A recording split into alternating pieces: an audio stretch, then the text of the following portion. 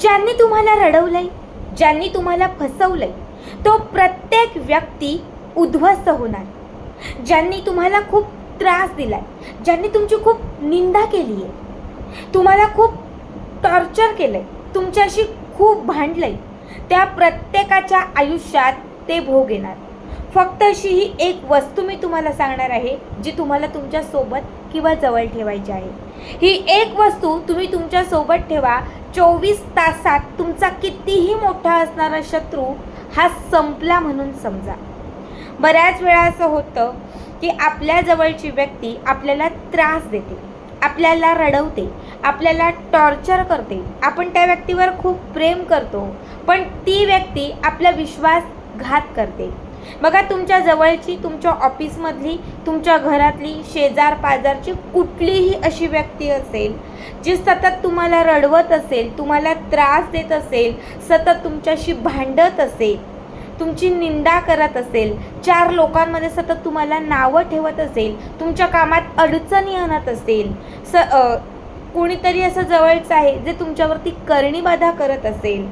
बघा, असं कोणीही असेल ज्याला तुम्हाला तुमच्या आयुष्यातून दूर करायचं असेल, तो जो काही त्रास तुम्ही भोगलाय, सहन केलाय, तोच त्रास त्या व्यक्तीला त्याला द्यायचा असेल, तर आत्ता या व्हिडिओमध्ये मी तुम्हाला जो काही उपाय सांगणार आहे तो अवश्य करा. आठवड्यातील कुठल्याही शनिवारी आपल्याला पांढऱ्या रुईचं मूळ, सफेद रुई, बघा जांभळ्या म्हणजे पर्पल कलरची रुई असते आणि सफेद रंगाची रुई असते, तर तुम्हाला सफेद रंगाच्या रुईचं एक छोटंसं मूळ, मूळ तोडून तुम्हाला घरी आणायचं आहे. शक्यतो हा उपाय संध्याकाळी करा. संध्याकाळी 5च्या पुढे, रात्री 12च्या आत कुठल्याही वेळात तुम्ही करू शकता. जे पांढऱ्या रुईचं मूळ तुम्ही घरी आणलेलं आहे ते स्वच्छ पाण्याने धुवा. स्वच्छ पाण्याने धुतल्यानंतर तुम्हाला देवघराच्या समोर एक छान आसन घालून बसायचं आहे. देवघराच्या समोर मोहरीच्या तेलाचा, राई म्हणतो, कुणी मोहरी म्हणतं, या मोहरीच्या, राईच्या तेलाचा एक दिवा लावायचा आहे. आता जे आपण पांढऱ्या रुईचं मूळ घेतलेलं आहे हे देवघराच्या समोर एका प्लेटमध्ये, एका वाटीमध्ये तुम्हाला ठेवायचं आहे. यासोबत तुम्हाला एक काळ्या रंगाचा धागा घ्यायचा आहे, एक काळा धागा. यासोबत तुम्हाला लागणार आहे 7 फूलवाल्या अख्ख्या लवंगा आणि थोडीशी हळद. सगळ्यात पहिले एक फूलवाला लवंग उजव्या हातात घ्यायचं, त्याचं जे फूल आहे हे फूल त्या हळदीमध्ये बुडवायचं. यानंतर काळ्या रंगाच्या धाग्यात ते लवंग बांधायचं. लवंग धाग्यात बांधत असताना आपल्या शत्रूचं नाव घ्यायचं. जो त्रास देतोय, ज्याने टॉर्चर केलंय, त्याचं फक्त नाव घ्या. समजा माझा एक मित्र आहे ज्याचं नाव समीर आहे आणि मला तो त्रास देतोय, तर मी समीर असं म्हणणार आणि धाग्यात ती लवंग बांधणार. पुन्हा दुसरी लवंग पुन्हा धाग्यामध्ये त्या व्यक्तीचं नाव घेऊन बांधायची. अशा 7च्या 7ही लवंगा तुम्हाला अभिमंत्रित करत एका धाग्यामध्ये बांधायच्या आहेत.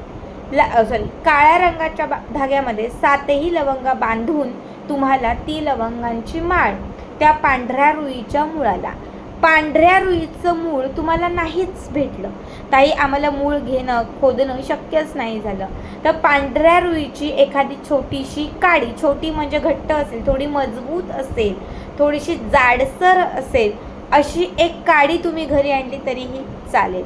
आता त्या काडीला किंवा मुळाला तुम्हाला 7 लवंगांची ही माळ बांधायची आहे. जेवढी मोठी ती माळ आहे तेवढे वेळा गुंडाळायची आहे आणि शेवटी तुम्हाला गाठ, आधी गुंडाळून घ्या छान असं आणि नंतर शेवटी त्याला गाठ मारा. ठीक आहे. आता तुम्हाला काळ्या रंगाचं एक छोटंसं वस्त्र घ्यायचं आहे. छोटंसं वस्त्र, छोट्या वस्त्रामध्ये हे तुम्हाला पांढऱ्या रुईचं मूळ किंवा काडी जे घेतले तुम्ही ते त्या लवंगांना गुंडाळून तुम्हाला कापडामध्ये ठेवायचं आहे. कापडाला एक गाठ मारायची आहे, छोटीशी पोटली तयार करायची आहे आणि ही तयार केलेली जी पोटली आहे ही तुम्हाला तुमच्या स्वतःच्या कपाळापासून खालपर्यंत 7 वेळा उतरवायची आहे. उभं राहायचं, स्ट्रेट उभं राहायचं आणि 7 वेळा हे उतरवायचं. 7 वेळा उतरवल्यानंतर तुम्हाला ते उजव्या हातात घट्ट पकडायचं आहे आणि घट्ट पकडून तुम्हाला बजरंग बाण 7 वेळा म्हणायचा आहे. बघा, बजरंग बाण 1 वेळा म्हणायला 3 ते 3.5 मिनटं लागतात. फार फार तुम्हाला 7 वेळा म्हणायला अर्धा तास लागेल, फक्त अर्धा तास लागेल. बघा, 7 वेळा बजरंग बाण तुम्ही म्हटलात, पूर्ण म्हणून झालं की त्याच्यानंतर तुम्हाला ही पोटली आपल्यासोबत आपल्याजवळ ठेवायची आहे. खिशात, पाकिटात, जवळ तुम्ही कुठेही ठेवा. घरामध्येच असताय तुम्ही, घरातल्या एखाद्या छान कोपऱ्यामध्ये ठेवा, चालेल. जिथे कुणीही शक्यतो हात लावायला येत नाही, कुणीही शक्यतो ते घेत नाही, अशा ठिकाणी तुम्हाला ते छान ठेवायचं आहे. जेव्हा हा उपाय कराल तेव्हा 24 तासात किंवा काहीच तासात तुम्हाला अनुभव यायला सुरुवात होईल. जो व्यक्ती खूप त्रास देत होता तो व्यक्ती कुठेतरी स्वतःहून तुमच्याकडे बघेल, कुठेतरी तुम्हाला पहिली पॉझिटिव्हिटी दिसेल. तेव्हा काय करायचं, हे कापड सोडायचं, काळ्या रंगाचं कापड सोडायचं. कापडात असणारं जे पांढऱ्या रुईचं मूळ आहे, ज्याला लवंगांची माळ बांधलेली आहे, त्यातलं एक लवंग छान असं काढायचं. हे लवंग काढायचं आणि हे लवंग आपल्याच घरामध्ये जो कुठला तुपाचा तेलाचा तुम्ही दिवा लावलाय त्या दिव्यातील तेलामध्ये घालायचं. दिव्यातील तेलामध्ये घालायचं. दिवसभर हे लवंग दिव्यातील तेलामध्ये असू द्या आणि संध्याकाळी 5-5:30 वाजता हे लवंग कापूर जाळून त्या कापरासोबत आपल्या घरामध्ये जाळा. पुन्हा ते कापड जे आहे त्या कापडामध्ये लवंगांची माळ, आता एक लवंग काढल्यावरती 6 लवंग आणि पांढरे रुईचं मूळ राहील, तर ते पुन्हा घट्ट बांधा आणि पुन्हा आपल्यासोबत किंवा जवळ कुठेही ठेवा. पुन्हा 2 दिवसात 4 दिवसात जेव्हा तुम्हाला अनुभव येईल की आता ती व्यक्ती स्वतःहून माझ्याशी बोलतीये, तेव्हा दुसरी लवंग काढायची, दिवसभर दिव्यातील तेलात घालायची आणि संध्याकाळी कापूर बरोबर ती जाळायची. अशा स्टेप बाय स्टेप जसा तुमचा शत्रू तुमच्याकडे अट्रॅक्ट होईल, जसा तुमचा शत्रू तुमच्याशी बोलायला येईल, जो त्रास त्याने तुम्हाला दिला होता तो त्रास तुम्हाला स्वतः दिसेल, जाणवेल की आज तो ते भोगतोय, तो सहन करतोय. जे माझ्यासोबत केलं ते त्याच्यासोबत घडतंय.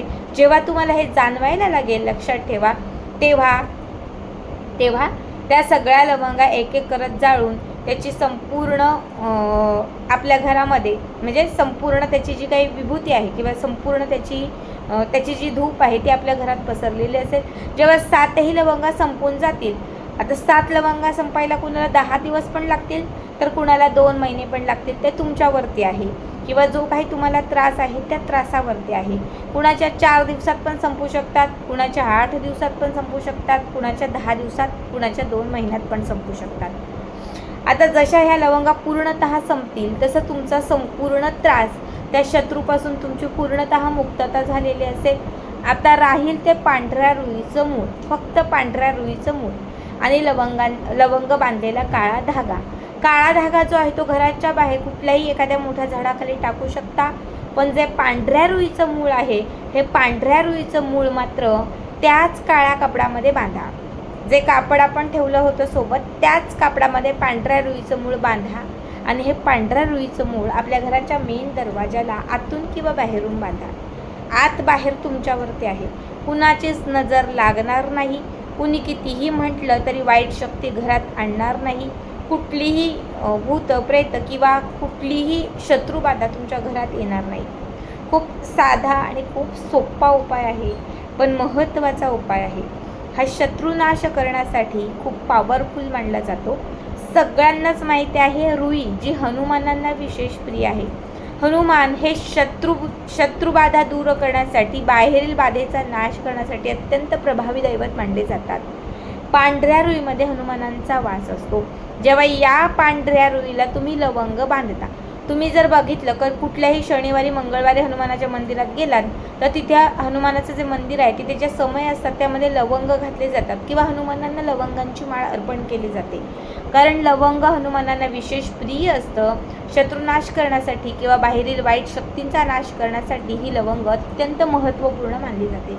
जेव्हा लवंगांची माळ तुम्ही त्या पांढऱ्या रुईच्या फांदीला किंवा मुळाला बांधता आणि जेव्हा तुम्ही ते बजरंग बाण म्हणून, अत्यंत प्रभावी स्तोत्र म्हणून जेव्हा तुम्ही ते तुमच्या सोबत ठेवता, तेव्हा ती जी सेवा आहे, जो उपाय आहे किंवा जे ते लवंग आहेत, जे ते पांढऱ्या रुईची मुळं किंवा काडी आहेत, ते तुमच्यासाठी त्या क्षणात सिद्ध होतं आणि कुठलीही गोष्ट सिद्ध झाली तर ती आपल्याला अनुभव देते, लाभ देते. मग याचा जेव्हा ही सेवा, हा उपाय सिद्ध होतो, ह्या गोष्टी आपल्यासाठी सिद्ध होतात, तेव्हा काहीच दिवसात त्याचा अनुभव जो आहे तो यायला सुरुवात होतो. खूप साधा, खूप सोपा उपाय तुम्हाला सांगितला आहे. नक्की करा आणि आजचा व्हिडिओ कसा वाटला कमेंट करा.